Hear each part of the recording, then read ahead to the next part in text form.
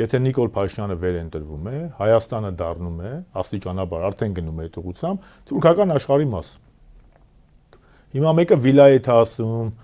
մեկը Արևմտյան Ադրբեջան կարող է ասել, մեկ ուրիշը կարող ասել Թուրքիայի հովանավորության տակ, մյուսը կարող ասել մենք գնում ենք դեպի Եվրամիություն, դա էական չի, էականը նա է, որ այս տարածաշրջանում եթե այս տարիների ընթացքում առնվազն 91-ից հետո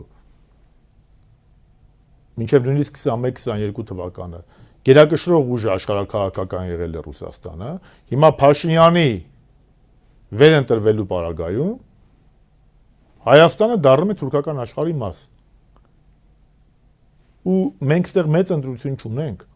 Ես որպես պատմաբան եմ ասում, մեծ ընտրություն չունենք։ Մեր ընտրությունը կամ պետք է լինենք Ռուսաստանի դաշնակիցը, կամ Թուրքիայի։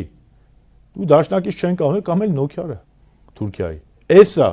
Արևմուտքը ստեղ չի գալու, Արևմուտքը այստեղ այս տարածաշրջանում իր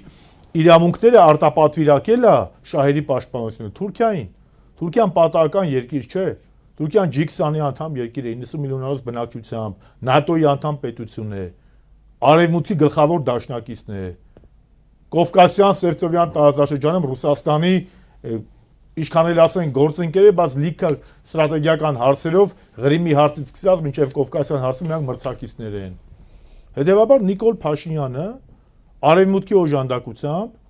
Հայաստանը տանում է դեպի Թուրքիա։ Խաբում է ժողովուրդ ջան, ոչ մեկ ձեզ Եվրամիություն չի տանելու, Եվրամիությունում ձեզ ոչ մեկ չի սպասում։ Սպասեին այնա կհայտարարեին, էլի բոլորը այստեղ էին։ Ուկրաինային չեն սպասում, ձեզ որ դուք սպասեն։ Իսկ Թուրքիային չեն սպասում, որ 99 թվականից ասոցիատիվ անդամ է Եվրոպական միության 26 տարի ընդունել է։ Նիկոլ Փաշինյանը հստակ քայլերով կրկնում եմ Արևմուտքի պասով Հայաստանը կտրում են Ռուսաստանի հետ տնտեսական, քաղաքական, հումանիտար կապերից մտցնելու են Թուրքիայի տակ։